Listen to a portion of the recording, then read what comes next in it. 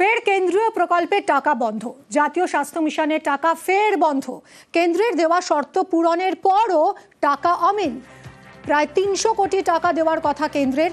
টাকা দিতে কেন্দ্রীয় স্বাস্থ্য মন্ত্রককে চিঠি দিয়েছে রাজ্য, কিন্তু এই চিঠি দেওয়ার পরও কোনো উত্তর মেলেনি। প্রকল্পের ৬০% টাকা দেয় কেন্দ্র, ৪০% দেয় রাজ্য। এখন এই প্রকল্প চালু রাখতে ঋণ নিতে হবে রাজ্যকে। প্রকল্পে প্রতি বছর খরচ হয় প্রায় ২০০০ কোটি টাকা।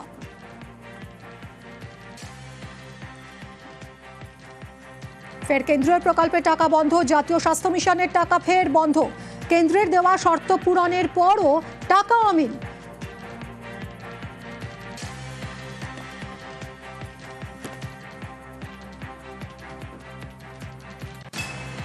প্রায় ৩০০ কোটি টাকা দেওয়ার কথা কেন্দ্রের।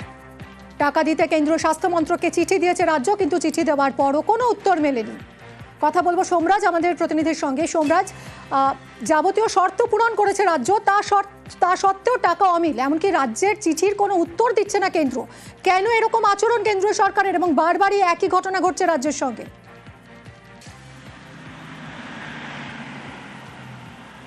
দেখো, এর উত্তর কেন্দ্রীয় স্বাস্থ্য মন্ত্রকের তরফে না আসায় রাজ্যের প্রশাসনিক মহল মনে করছে যে এই প্রকল্পে কেন্দ্রের তরফে রাজ্য চলতি আর্থিক বর্ষে আর টাকা পাবে না। যদিও এই জাতীয় স্বাস্থ্য মিশনের জন্য কেন্দ্রীয় সরকার সে শর্ত রাজ্যকে দিয়েছিল, বিশেষ করে গ্রামীণ স্বাস্থ্য কেন্দ্রগুলির জন্য নির্দিষ্ট রং এবং লোগোর যে ব্যবহার করার কথা বলা হয়েছিল, সে প্রত্যেকটি শর্তই রাজ্য গত আর্থিক বর্ষে মেনে নিয়েছিল। এবং রাজ্য যে সেই শর্তগুলি মেনেছে তা দিয়ে চিঠিও কেন্দ্রীয় স্বাস্থ্য মন্ত্রককে দেওয়া হয়েছিল। সেই চিঠি দেওয়ার পর কেন্দ্রীয় স্বাস্থ্য মন্ত্রক গত আর্থিক বর্ষে অর্থাৎ ২০২৩-২৪ আর্থিক বর্ষে শেষ ৩ মাসের টাকা দিয়েছিল। তারপর চলতি আর্থিক বর্ষেও প্রথম ৩ মাসের টাকা এই কর্মসূচিতে প্রায় ৩০০ কোটি টাকা দেওয়ার কথা বলা হয়েছিল, লিখিতভাবেও তা জানানো হয়েছিল। কিন্তু তারপর জুন মাস পেরিয়ে যাওয়ার পরেও যখন কেন্দ্রের তরফে সেই টাকা আসেনি, তারপর রাজ্যের তরফে চিঠি লেখা হয় কেন্দ্রীয় স্বাস্থ্য মন্ত্রককে। চিঠি লিখে বারবার জানতে চাওয়া হয়, যেখানে রাজ্য কেন্দ্রের শর্ত মেনে নিয়েছে এই প্রকল্পের জন্য, সেখানে কেন কেন্দ্রীয় স্বাস্থ্য মন্ত্রক এই প্রকল্পে টাকা দিচ্ছে না।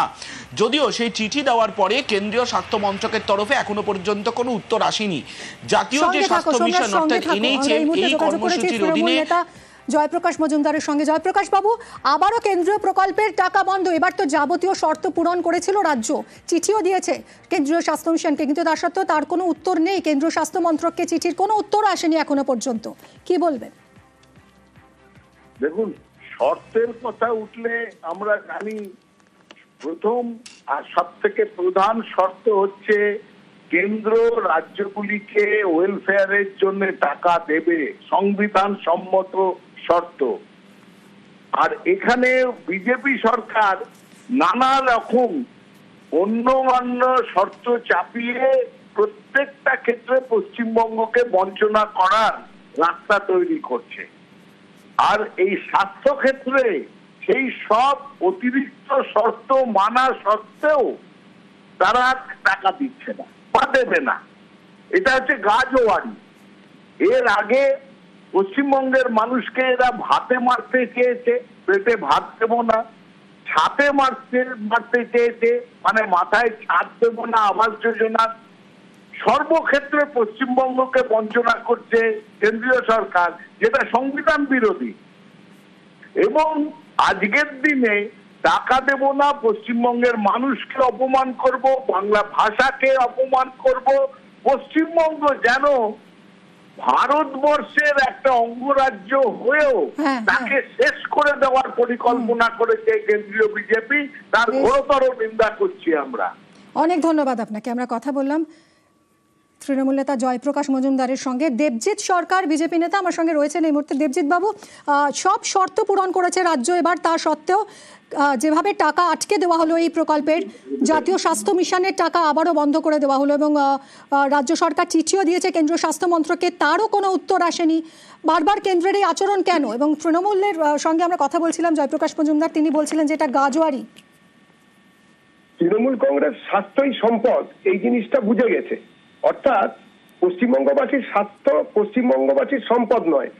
স্বাস্থ্যক্ষেত্রে পশ্চিমবঙ্গবাসীর জন্য কেন্দ্রীয় বরাদ্দের টাকা ৯-৬ করে তৃণমূলের নেতা নেত্রীদের সম্পদ বাড়ানো, এটাই ওদের লক্ষ্য। কে বলেছে ওরা সবকিছু দিয়ে দিয়েছে? ওরা দাবি করছে, নিশ্চয়ই কিছু দেয়নি, তাই জন্য কেন্দ্রীয় সরকার টাকা দিচ্ছে না। এরকম হতে পারে নাকি যে কেন্দ্রীয় সরকার বারবার করে বিভিন্ন ক্ষেত্রে টাকা দেওয়ার চেষ্টা করেছেন, চাষিদের টাকা দেওয়ার চেষ্টা করেছে, তৃণমূল কংগ্রেস বলেছে না দিতে দেবো না, আগে নবান্নে টাকা পাঠাও, আমরা ঠিক করবো কে চাষি। তাতে দেখা যাবে ববি হাকিম সব থেকে বড় চাষি, মেজর চাষি অভিষেক বন্দ্যোপাধ্যায়, আর ছোট চাষি সব থেকে প্রান্তিক চাষির কাছে 3 টাকা গিয়ে পৌঁছবে, এরকম পরিস্থিতি। তৃণমূল কংগ্রেস আমাদের যেসব স্বাস্থ্য বীমা আছে কেন্দ্রীয় সরকারের, সেগুলোকে আজকে এতদিন রেখেছিল, করতে দেয়নি।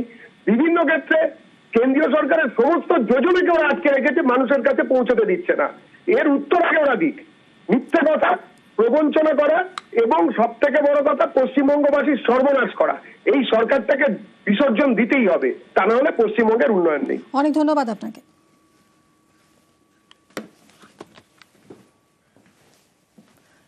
বাংলা বললেই বাংলাদেশি তকমা, আর এরই প্রতিবাদে আজ ফের পথে নামছেন মুখ্যমন্ত্রী মমতা বন্দ্যোপাধ্যায়।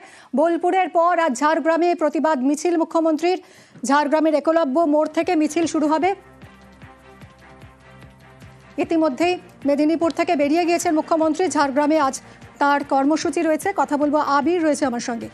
আবির, রবিভূম বীরভূমের পর এবার জঙ্গলমহলে বাঙালি আবেগের শান মুখ্যমন্ত্রীর কর্মসূচি রয়েছে তার, তিনি আবারও আজ পথে নামবেন। ঝাড়গ্রাম কেন এবার?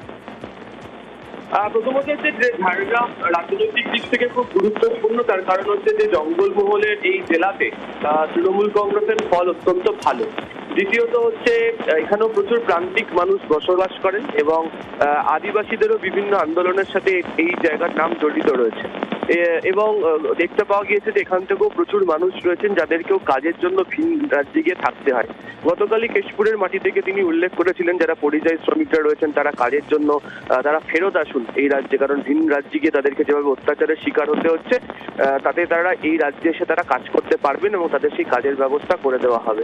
পাশাপাশি এটাও উল্লেখ করে দেওয়া হয় যে যারা প্রান্তিক অংশের মানুষ রয়েছেন তারা যদি নিজেদের ভাষা থেকে কথা বলেন, নিজেদের সংস্কৃতির কথা যদি বলেন, তাহলে তাদেরকে কেন বারবার ধরে অত্যাচারিত হতে হচ্ছে। ফলে একেবারে সমাজের এই প্রান্তিক অংশের মানুষজনকে টার্গেট করছে হচ্ছে তৃণমূল কংগ্রেস এবং তাদের বক্তব্য তাদের মধ্যে দিয়ে তারা যে ভাষা আন্দোলনের যে সূচনা যেটা করেছে সেটি সর্বোচ্চ পর্যায়ে তারা নিয়ে যেতে পারবে। ফলে সেদিক থেকে দেখতে গেলে ঝাড়গ্রামের আজকের মিছিল গুরুত্বপূর্ণ। আবির, এই বাঙালি আবেগকে সঙ্গী করে ঝাড়গ্রামে পথে নামছেন মমতা বন্দ্যোপাধ্যায়। আদিবাসী, জনজাতি সব মানুষরাই থাকছেন। 26-এর আগে বাঙালি ইস্যুই হাতিয়ার তাহলে শাসক দলের? দেখো, 3টে ইস্যুর উপর নির্ভর করে তৃণমূল কংগ্রেস এগোবে। তার মধ্যে হচ্ছে বঞ্চনা এবং হচ্ছে এই বাঙালি আবেগ, এই দুটো যে প্রধান এবং অন্যতম অস্ত্র এবং ইস্যু হতে চলেছে তা একেবারে 21শে জুলাইয়ের যে বার্ষিক সমাবেশ সেখান থেকে পরিষ্কার করে দিয়েছেন মমতা বন্দ্যোপাধ্যায়, অভিষেক বন্দ্যোপাধ্যায়।